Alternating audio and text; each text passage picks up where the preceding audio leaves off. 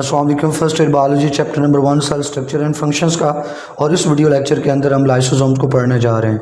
इससे पहले कि टॉपिक को स्टार्ट करें, अगर आप चैनल पर नए हैं तो चैनल को सब्सक्राइब करें, वीडियोस को अपने फेलोज़ और फ्रेंड्स के साथ शेयर किया करें। तो चलते हैं हम अपने टॉपिक की तरफ। सबसे पहले हम आउटलाइन को देखेंगे कि लाइसोसोम में हमने किन चीज़ों का जिक्र करना है। तो सबसे पहले डिफ़ाइन करेंगे लाइसोसोम को, फिर अकरेंस बताएंगे। तीसरी हमारी हेडिंग जो है वो साइज़ की होगी। नंबर 4 के ऊपर फार्मेशन ऑफ लाइसोसोम, पांचवी हेडिंग टाइप्स की, छठी हेडिंग डायग्राम की, और सातवां पॉइंट जो होगा वो फंक्शंस का होगा। 3 मेन फंक्शन डिस्कस करेंगे, इंट्रासेलुलर डाइजेशन, ऑटोफैगी और ऑटोलाइसिस। आठवीं जो लास्ट हमारी हेडिंग होगी, मेन हेडिंग, वो लाइसोसोमल स्टोरेज डिजीज़ हैं। तो चलें स्टार्ट लेते हैं सबसे पहले डेफिनेशन से। तो लाइसोसोम को डिफ़ाइन किया जाता है कुछ इस तरह से कि लाइसोसोम मेम्ब्रेन बाउंडेड राउंड सैक्स हैं, राउंड ऑर्गेनल्स हैं, जिनमें डाइजेस्टिव एंजाइम्स मौजूद होते हैं। ये डाइजेस्टिव एंजाइम्स हाइड्रोलिसिस कहलाते हैं। हाइड्रोलिसिस इनको इसलिए कहा जाता है कि ये हाइड्रोलिसिस का प्रोसेस परफॉर्म करते हैं। हम एंजाइम को जो नाम देते हैं इस बेस पे कि किस सबस्ट्रेट पे वो एक्ट कर रहे हैं और कौन सा फंक्शन परफॉर्म कर रहे हैं। मिसाल के तौर पे वो एंजाइम जो लिपिड पे एक्ट करेगा उसको लाइपेज कहेंगे। इस तरह फंक्शन के हिसाब से देखें तो वो एंजाइम जो ऑक्सीडेशन लाएगा ऑक्सीडेज कहलाएगा, जो रिडक्शन लाएगा वो रिडक्टेज कहलाएगा, और जो हाइड्रोलिसिस की एक्टिविटी परफॉर्म करेगा उस एंजाइम को हाइड्रोलेज कहेंगे। तो लाइसोसोम के अंदर जो मौजूद एंजाइम्स हैं ये हाइड्रोलेजेस होते हैं, हाइड्रोलिसिस का प्रोसेस परफॉर्म करते हैं। अब हाइड्रोलिसिस का प्रोसेस जिसको याद नहीं है मैं थोड़ा सा साइड पे समझा दूं कि मैक्रोमॉलिक्यूल्स में आपने देखा होगा कि छोटे छोटे बहुत सारे यूनिट्स हैं जो जुड़ते हैं, जो रिपीट हो रहे होते हैं। तो एक मैक्रोमॉलिक्यूल के ये यूनिट्स 3 ड्रॉ किए लेफ़्ट और राइट साइड पे, ये मैक्रोमॉलिक्यूल कंटिन्यू है। और इस मैक्रोमॉलिक्यूल को जब ब्रेक करना है तो इसके ब्रेक डाउन में साथ एक वाटर का मॉलिक्यूल ऐड होगा। तो वाटर का मॉलिक्यूल H2O होता है, जिसको HOH भी हम लिख सकते हैं। तो होगा क्या कि एंजाइम आएगा और एंजाइम जो है इन दोनों बॉन्ड्स को ब्रेक करेगा। ये वाटर का मॉलिक्यूल ब्रेक होगा और इससे जो एनर्जी रिलीज़ होगी, साथ ही वो ये जो मैक्रो मॉलिक्यूल के यूनिट्स के दरमियान में जो बॉन्ड है ये बॉन्ड भी ब्रेक होगा। तो H जो है वो एक यूनिट के साथ जुड़ जाएगा और OH जो है ये दूसरे यूनिट के साथ जो अलग हो रहे हैं अटैच हो जाएगा। तो ये एक मैक्रो मॉलिक्यूल, इसी तरह ये इसका दूसरा यूनिट भी ब्रेक हुआ। तो इससे 3 यूनिट्स हमने अलग कर लिए, ये सेपरेट हुए, और इन 3 छोटे यूनिट्स में एक तरफ जो है वो वाटर का मॉलिक्यूल ब्रेक होके उसका H लग गया और एक तरफ वाटर का मॉलिक्यूल जो ब्रेक हुआ उसका OH लग गया। तो एक मैक्रो मॉलिक्यूल अपने मोनोमर्स में, अपने यूनिट्स में ब्रेक हुआ है और इसके ब्रेक डाउन में वाटर के मॉलिक्यूल्स जो हैं वो भी ब्रेक होकर यूज़ हुए हैं। तो वाटर के मॉलिक्यूल जो ब्रेक होकर इसमें यूज़ हुए हैं, तो इसलिए हम इस प्रोसेस को हाइड्रोलिसिस का प्रोसेस कहते हैं, हाइड्रो वाटर लाइसिस टूटना। तो हाइड्रोलिसिस का प्रोसेस करने वाला जो एंजाइम होगा वो हाइड्रोलेज कहलाएगा, और लाइसोसोम के अंदर मौजूद जो एंजाइम्स हैं ये हाइड्रोलिसिस का काम ही करते हैं। इनकी मेन एक्टिविटी जो है, ये इनका जो एक्शन है वो हाइड्रोलिसिस है। दूसरा पॉइंट देखें तो लाइसोसोम का लिटरल मीनिंग लाइसो स्प्लिटिंग को कहते हैं, ब्रेक डाउन को कहते हैं, और सोम जो है या सोमा ये बॉडी को बोला जाता है। तो लाइसोसोम्स वो बॉडी हैं जो स्प्लिटिंग का काम करती हैं, ब्रेक डाउन का काम करती हैं, डाइजेशन परफॉर्म करती हैं। दूसरी जो हेडिंग है वो अकरेंस की है, लाइसोसोम्स कहाँ किन टाइप ऑफ सेल्स में पाए जाते हैं। तो लाइसोसोम्स जो हैं ये एनिमल सेल्स में भी हैं, और एनिमल लाइक जो यूकैरियोटिक सेल्स हैं जिनको आप प्रोटोजोन्स कहते हैं उनके अंदर भी ये पाए जाते हैं। जहाँ तक प्लांट सेल की बात है तो प्लांट सेल में मेन, जिस तरह एनिमल सेल के अंदर लाइसोसोम्स हैं उस तरह से लाइसोसोम प्लांट सेल के अंदर नहीं है, लेकिन जो प्लांट सेल का सेंट्रल लार्ज वैक्यूल है वो लाइसोसोमल एक्टिविटी शो कर सकता है, वो एक्ट कर सकता है एज ए लाइसोसोम। इसके अलावा प्लांट सेल के अंदर और फंजाई के अंदर कुछ और वैक्यूल्स मौजूद होते हैं जो एंजाइमेटिक हाइड्रोलिसिस करते हैं। ऊपर मैंने हाइड्रोलिसिस का प्रोसेस आपको समझा दिया, एंजाइम की मदद से हाइड्रोलिसिस जो होगा वो एंजाइमेटिक हाइड्रोलिसिस होगा। तो प्लांट और फंजाई के अंदर कुछ ऐसे वैक्यूल्स हैं जो एंजाइमेटिक हाइड्रोलिसिस का प्रोसेस परफॉर्म करते हैं। लिहाजा बहुत सारे साइंटिस्ट, बायोलॉजिस्ट, उनका ख्याल है कि ये एंजाइम और ये जो प्लांट और फंजाई के अंदर ये ख़ास तरह के वैक्यूल्स हैं असल में ये एक ख़ास तरह के लाइसोसोम्स हैं, लेकिन प्रॉपर लाइसोसोम जो एनिमल सेल के अंदर मौजूद है इस तरह का प्रॉपर लाइसोसोम प्लांट सेल के अंदर नहीं होता। जहाँ तक बात प्रोकैरियोट सेल्स की है तो प्रोकैरियोट सेल के अंदर भी लाइसोसोम्स नहीं पाए जाते। प्रोकैरियोट्स के अंदर कोई भी मेम्ब्रेन बाउंडेड ऑर्गेनल नहीं होता, लाइसोसोम भी मेम्ब्रेन बाउंडेड है तो ये भी प्रोकैरियोट्स के अंदर नहीं होते।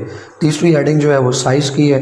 तो लाइसोसोम्स का साइज़ जो है वो वेरी करता है, तो डिफरेंट साइज़ में ये वेरी करता है 0.2 माइक्रोमीटर से लेके 0.5 माइक्रोमीटर तक। चौथी मेन हेडिंग हमारी फॉर्मेशन की है, लाइसोसोम बनते कैसे हैं। तो गोल्जी कम्प्लेक्स जो था वो हमने जब ऑर्गेनल पढ़ा था तो उसके अंदर भी इस चीज़ का जिक्र किया था, वो दोबारा बात यहाँ पे रिपीट होगी। लाइसोसोम जो है सिंथेसाइज किए जाते हैं गोल्जी कम्प्लेक्स में। गोल्जी कम्प्लेक्स है जो लाइसोसोम के बनाता है, सिंथेसाइज करता है। एंजाइम्स ऑफ लाइसोसोम्स, एंजाइम जो कि प्रोटीनियस इन नेचर होते हैं, तो एंजाइम ऑफ लाइसोसोम को हम यूँ भी कह सकते हैं कि प्रोटीन्स ऑफ लाइसोसोम्स कहाँ बननी चाहिए, रफ एंडोप्लाज्मिक रेटिकुलम में, क्योंकि रफ एंडोप्लाज्मिक रेटिकुलम के साथ राइबोसोम अटैच्ड होते हैं तो वहाँ पर प्रोटीन सिंथेसिस का काम होगा। लाइसोसोम की प्रोटीन्स यानी एंजाइम्स RER में सिंथेसाइज होंगे, फिर वो पास होंगे स्मूथ एंडोप्लाज्मिक रेटिकुलम को, और स्मूथ एंडोप्लाज्मिक रेटिकुलम उन एंजाइम्स को, उन प्रोटीन्स को गोल्जी कम्प्लेक्स तक ट्रांसपोर्ट करवा देगा, और गोल्जी कम्प्लेक्स उन आने वाली प्रोटीन्स को, आने वाले एंजाइम्स को मॉडिफाई करेगा, और मॉडिफाई करने के बाद उनको वेसिकल्स के फॉर्म में रिलीज़ कर देगा। ये जो गोल्जी वेसिकल निकलेंगे जिनके अंदर अब प्रोसेस्ड मॉडिफाइड डाइजेस्टिव एंजाइम्स मौजूद हैं, इनको हम लाइसोसोम्स कहेंगे, लाइसोसोम्स। अगली जो हमारी हेडिंग है पांचवी वो टाइप्स की है। तो दो तरह की टाइप्स हैं इसकी, प्राइमरी लाइसोसोम्स और सेकेंडरी लाइसोसोम, दो तरह की टाइप्स ऑफ लाइसोसोम्स। तो दोनों तरह की टाइप्स को हम डिफ्रेंशिएट कर लेते हैं ताकि डिफरेंस भी इनका क्रिएट हो जाए और अलग अलग भी हमसे पूछ लिया जाए तो हम बता सकें। तो प्राइमरी लाइसोसोम है और सामने उसके दूसरे कॉलम में सेकेंडरी लाइसोसोम्स हैं। इनका डिफरेंसेस कुछ इस तरह से हैं कि वो लाइसोसोम जो वेसिकल की फॉर्म में गोल्जी कम्प्लेक्स से बना हो और अभी उसने एक्टिविटी परफॉर्म ना की हो, न्यूली फॉर्म्ड वेसिकल, ठीक है, newly formed lysosome in the form of vesicle from the Golgi complex is termed as primary lysosomes. Golgi complex से बनने वाला लाइसोसोम जो किसी के साथ फ्यूज ना हो, एक्टिविटी परफॉर्म ना की हो, जिसके एंजाइम्स इनएक्टिव हो, उसको प्राइमरी लाइसोसोम कहेंगे। जबकि सेकेंडरी लाइसोसोम की जहाँ तक बात है तो वो लाइसोसोम जो फ्यूज़ हो चुका हो, प्राइमरी लाइसोसोम अगर फूड वैक्यूल के साथ या किसी और वैक्यूल के साथ जब फ्यूज़ हो गया है, एक प्राइमरी लाइसोसोम फूड वैक्यूल के साथ फ्यूज़ होगा ताकि फूड वैक्यूल में मौजूद फूड को डाइजेस्ट कर सके। तो फ्यूजन जब हो जाएगी तो उसके बाद जो एक नया लाइसोसोम बनेगा उसको सेकेंडरी लाइसोसोम कहेंगे। प्राइमरी लाइसोसोम ये स्मॉलर होता है, फ्यूजन नहीं हुई होती, और सेकेंडरी लाइसोसोम ये साइज़ में लार्जर बिगर होता है क्योंकि यहाँ पे ये फ्यूज़ हो चुका है एक और वैक्यूल के साथ, तो फिर साइज़ बढ़ चुका होता है। तीसरा डिफरेंस कुछ यूँ है कि जो प्राइमरी लाइसोसोम है इसके एंजाइम्स जो हैं वो इनएक्टिव होते हैं क्योंकि काम नहीं कर रहा होता, जबकि जो सेकेंडरी लाइसोसोम है ये फ्यूज़ हो चुका है तो फ्यूज़ होने के फ़ौरन बाद इसके एंजाइम्स एक्टिव हो चुके होते हैं। चौथी जो है पॉइंट है, जो चौथा डिफरेंस वो ये कि primary lysosome do not undergo the process of digestion, ये डाइजेशन परफॉर्म नहीं करते, इनके एंजाइम इनएक्टिव हैं, किसी के साथ ये फ्यूज़ भी नहीं हुए, जबकि सेकेंडरी लाइसोसोम डाइजेशन का प्रोसेस करेंगे, इनके एंजाइम एक्टिव हो चुके हैं और ये फूड वैक्यूल के साथ फ्यूज़ हो चुके हैं तो डाइजेशन डेफिनेटली परफॉर्म करेंगे। Primary lysosome can not eliminate their content outside the cell, उसकी वजह यह है कि ये किसी के साथ फ्यूज़ ही नहीं हुए तो इनका कंटेंट चूँकि इनएक्टिव एंजाइम्स हैं तो उन्हें बाहर रिलीज़ करने की ज़रूरत ही नहीं है, तो ये अपना कंटेंट बाहर रिलीज़ नहीं कर सकते। इसके एंजाइम और ओवरऑल प्राइमरी लाइसोसोम जो है वो इनएक्टिव फॉर्म में मौजूद है, जबकि सेकेंडरी लाइसोसोम खुद और इसके एंजाइम एक्टिवेट हो चुके हैं। तो डाइजेशन के प्रोसेस के बाद ये जो सेकेंडरी लाइसोसोम है अपना content outside the cell eliminate कर सकता है। तो ये प्राइमरी और सेकेंडरी लाइसोसोम के डिफरेंसेस थे, शॉर्ट क्वेश्चन में पूछा जा सकता है।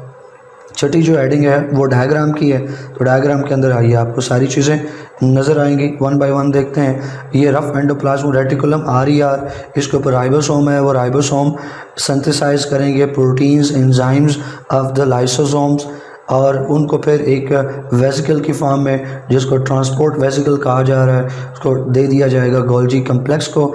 गोल्जी कम्प्लेक्स उन प्रोटीन्स और एंजाइम्स को मॉडिफाई करेगा और मॉडिफाई करने के बाद वो एंजाइम्स वो proteins in the form of vesicles Golgi vesicles release हो जाएंगे गोल्जी कम्प्लेक्स से और अब इनको बोला जाएगा लाइसोसोम्स। ये लाइसोसोम्स जब किसी फूड वैक्यूल के साथ फ्यूज़ होंगे, दूसरी तरफ देख लें ये प्लाज्मा मेम्ब्रेन है और सेल के बाहर कहीं से प्रोटीन का मालिक्यूल फूड का मालिक्यूल फूड मटेरियल मौजूद है, वो सेल मेम्ब्रेन उसको इंगल्फ कर रही है, इनविजिनेट कर रही है और इस प्रोसेस को जब कोई सॉलिड स्ट्रक्चर सेल मेम्ब्रेन इनविजिलेट करके अपने अंदर लेके आती है तो इसको फैगोसाइटोसिस कहते हैं। 9th के अंदर चैप्टर 4 में आप एंडोसाइटोसिस पढ़ चुके हैं। फैगोसाइटोसिस और पाइनोसाइटोसिस दो टाइप्स हैं। सॉलिड मटेरियल अंदर आए तो फैगोसाइटोसिस और लिक्विड मटेरियल जब बल्क में इनसाइड सेल मेम्ब्रेन उसको इंगल्फ करे तो पाइनोसाइटोसिस। तो ये फूड मटेरियल है, सॉलिड मटेरियल है, इसको सेल मेम्ब्रेन जब इंगल्फ करेगी तो ये फैगोसाइटोसिस कहलाएगा। और ये जो फूड कंटेंट है food material in the form of food vacuole cell के अंदर आ जाएगा और ये फूड वैक्यूल ऊपर से आने वाले लाइसोसोम के साथ फ्यूज़ होगा, यहाँ सेकेंडरी लाइसोसोम फॉर्म हो जाएगा और सेकेंडरी लाइसोसोम उसकी डाइजेशन परफॉर्म करेगा। वो फूड मटेरियल वो फूड कंटेंट जो फूड वैक्यूल के अंदर था अब फ्यूजन के बाद उसको डाइजेस्ट कर दिया जाएगा। हमारी अगली हेडिंग नंबर 7 के ऊपर फंक्शंस हैं। मोस्ट इंपॉर्टेंट हेडिंग यही है लाइसोसोम के अंदर। तो इसमें 3 फंक्शंस हमने डिस्कस करने हैं। जो पहला मोस्ट इंपॉर्टेंट फंक्शन है वो इंट्रासेलुलर डाइजेशन है। वो डाइजेशन जो सेल के अंदर होगी, सेल के इनसाइड होगी, उसे इंट्रासेलुलर डाइजेशन कहेंगे। अब इंट्रासेलुलर डाइजेशन के फिर आगे हेडिंग्स बनाई हैं, सब हेडिंग्स। तो सबसे पहले इसकी इंट्रोडक्शन को देख लेते हैं। लाइसोसोम इसके अंदर तकरीबन 40 हाइड्रोलाइटिक एंजाइम्स मौजूद होते हैं और इनका काम है ब्रेक डाउन करना मैक्रो मॉलिक्यूल्स को और तकरीबन हर तरह का मैक्रो मॉलिक्यूल ये ब्रेक कर सकते हैं। मिसाल के तौर पर आप देखें तो प्रोटीन्स, लिपिड्स, पॉलीसेकेराइड्स और डीएनए वगैरह ये मैक्रो मॉलिक्यूल्स हैं। तो लाइसोसोम के अंदर मौजूद एंजाइम्स इन तमाम मैक्रो मॉलिक्यूल्स को ब्रेक कर सकते हैं इनटू सिंपल माइक्रो मॉलिक्यूल्स। अब जैसे कि हम जानते हैं कि हर एंजाइम की एक ऑप्टिमम पीएच होती है। तो enzyme of lysosome work in acidic pH. Acidic pH low pH होती है, 7 से नीचे अगर पीएच हो तो उसको एसिडिक पीएच कहते हैं, तो वो 7 से नीचे लो पीएच है। तो enzymes of lysosome work in acidic medium at low pH जो तकरीबन 5 के अराउंड अबाउट होती है। ये आपकी बुक में नंबर नहीं दिया गया 5 पीएच का, लेकिन अराउंड अबाउट 5 पीएच होती है optimum pH of the enzymes of the lysosomes. अब दूसरी सब हेडिंग के अंदर देखें तो स्टेप्स ऑफ इंट्रासेलुलर डाइजेशन है कि इंट्रासेलुलर डाइजेशन का प्रोसेस किस तरह से होगा। तो जो इंजेस्टेड फूड मटेरियल है सेल के अंदर आएगा इन द फॉर्म ऑफ वेसिकल और उसको फूड वैक्यूल कहेंगे जैसे डायग्राम में देखा।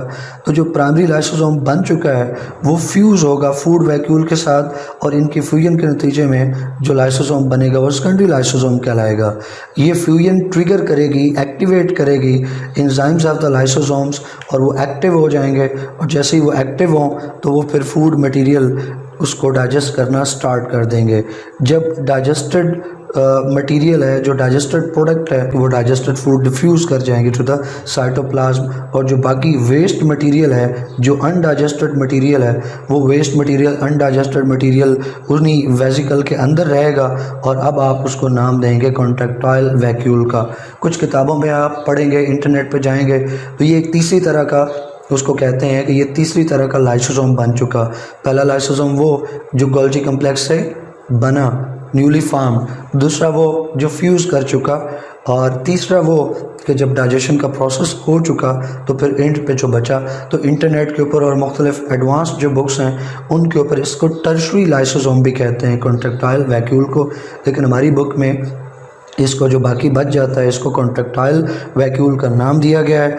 और कॉन्ट्रैक्टाइल वैक्यूल जो है ये फ्यूज़ होगा प्लाज्मा मेम्ब्रेन के साथ और जो वेस्ट मटेरियल है, जो अनडाइजेस्टेड मटेरियल है, उसको आउटसाइड द सेल रिमूव कर दिया जाएगा। दूसरा इंपॉर्टेंट फंक्शन ऑटोफैगी का है। तो ऑटोफैगी का सबसे पहले इंट्रोडक्शन देखते हैं और डिफाइन करते हैं। The process by which unwanted structures within cell, cell के अंदर वो ऑर्गेनेलीज जिनकी सेल को ज़रूरत नहीं है, सेल उनको फ्यूज़ करवाएगा विद द लाइसोसोम। तो वो unwanted components structures of cell are engulfed and digested by lysosome. Lysosome के साथ फ्यूज़ होंगे और लाइसोसोम उनको डाइजेस्ट कर देगा। इस प्रोसेस को ऑटोफैगी कहते हैं। और क्यों इसको ऑटोफैगी कह रहे हैं? क्योंकि एक तरह की ये सेल्फ ईटिंग है, तो इसको दूसरा जो नाम दिया जाता है वो सेल्फ ईटिंग का दिया जाता है। ऑटो का मतलब है सेल्फ, फैगी मतलब होता है टू ईट। तो self eating, the process of self eating is known as autophagy. Cell अपनी ही कंपोनेंट को, सेल अपनी ही ऑर्गेनल को ब्रेक कर देता है, ईट अप कर देता है, खा वो ऑर्गेनल एक्स्ट्रा हो या उस ऑर्गेनल के ब्रेक डाउन के नतीजे में जो प्रोडक्ट्स आनी है उन प्रोडक्ट्स की सेल को ज़रूरत हो, फॉर एग्जांपल एनर्जी प्रोड्यूस करने के लिए। तो इन दैट केस सेल अपनी ही ऑर्गेनल्स को खा जाएगा और इसको ऑटोफैगी कहेंगे। Lysosomes that do the process of autophagy are called as autophagosomes। और वो स्पेसिफिक लाइसोसोम्स जो इस ऑटोफैगी के प्रोसेस को परफॉर्म कर रहे हैं, डेफिनेटली हम उनको एक नया नाम दे सकते हैं और वो इनका नया नाम ऑटोफैगोसोम्स है। ये बात आपसे एमसीक्यूज़ में पूछी जा सकती है। दूसरी जो सब हेडिंग है ऑटोफैगी में वो अकरेंस है। तो autophagy occurs in routine to control the number of specific organelle.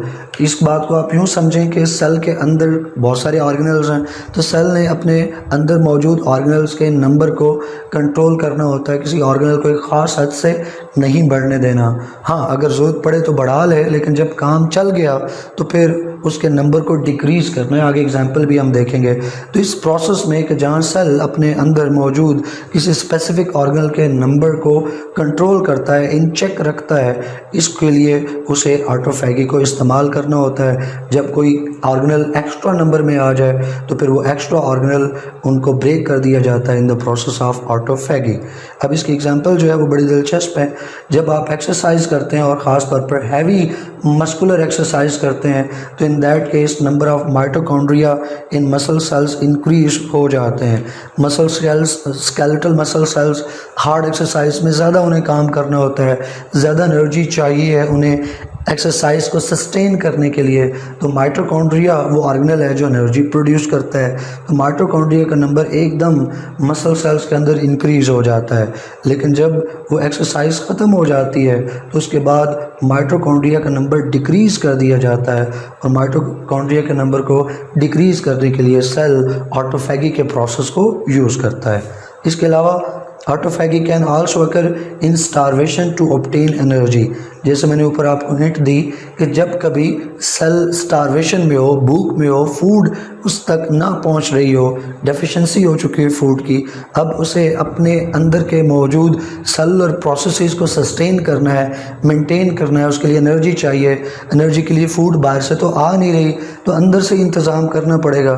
उसके लिए सेल अपने गैर ज़रूरी और जो एक्स्ट्रा ऑर्गेनल्स हैं उनको ब्रेक कर देता है। गैर ज़रूरी कहना तो थोड़ा अच्छा अंदाज नहीं है, यूँ कह लें कि वो ऑर्गेनल्स जिनके बग़ैर सेल गुजारा कर सकता है या जिनके कम नंबर के साथ सेल गुजारा कर सकता है, उन ऑर्गेनल्स को वो सेल ब्रेक करता है in the process of autophagy.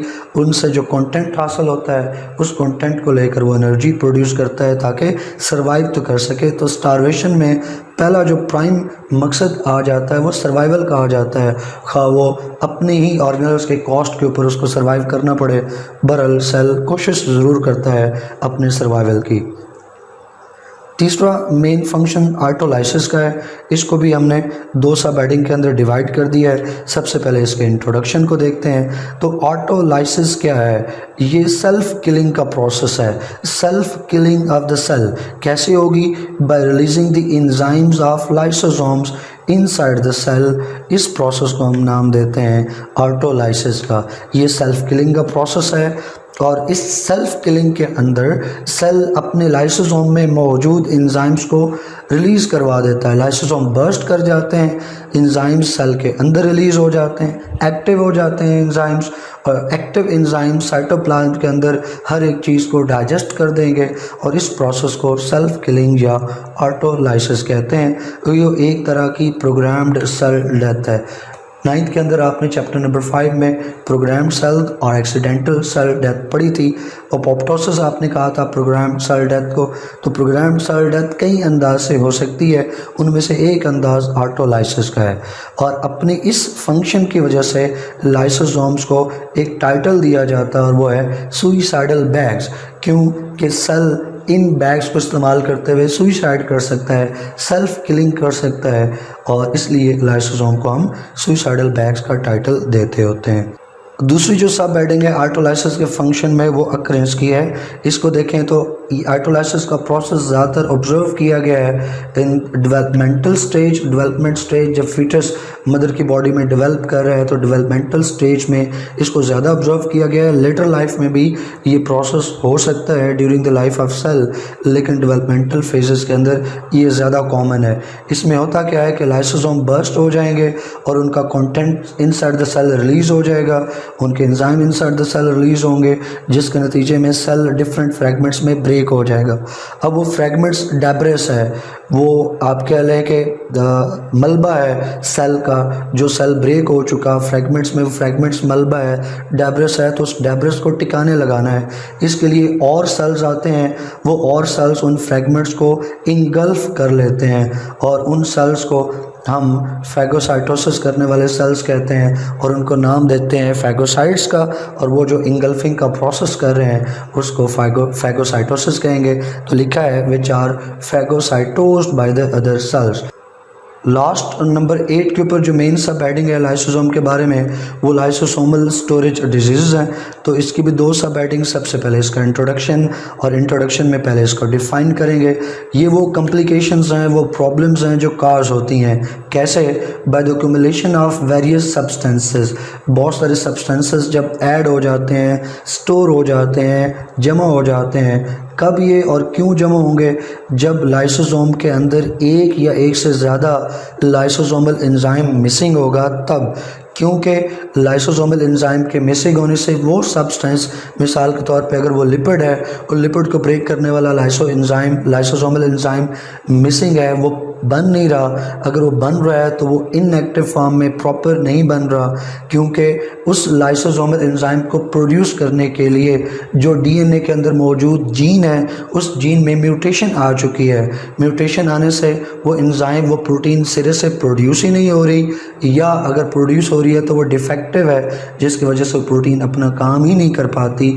इसके नतीजे में जब वो एंजाइम मिसिंग होगा या डिफेक्टिव होगा तो जिस सब्सटेंस पे, जिस सबस्ट्रेट पे वो एक्ट करता है, वो सब्सटेंस, वो सबस्ट्रेट, फॉर एग्जांपल वो अगर लिपिड्स हैं तो ब्रेक नहीं हो पाएंगे। तो लाइसोसोम के अंदर और सेल के अंदर वो कंटेंट, वो लिपिड राइज अप हो जाएंगी, एक्यूमुलेट हो जाएंगी। इसलिए नाम पड़ता है स्टोरेज डिजीज़। क्योंकि लाइसोसोम में प्रॉब्लम है तो लाइसोसोमल स्टोरेज डिजीज़। अब ये जो लाइसोसोमल स्टोरेज डिजीज़ हैं ये जेनेटिक हैं और कॉन्जेनिटल हैं। कॉन्जेनिटल वो डिजीज़ होती हैं जो बाय बर्थ अपना इफेक्ट देना शुरू कर देती हैं।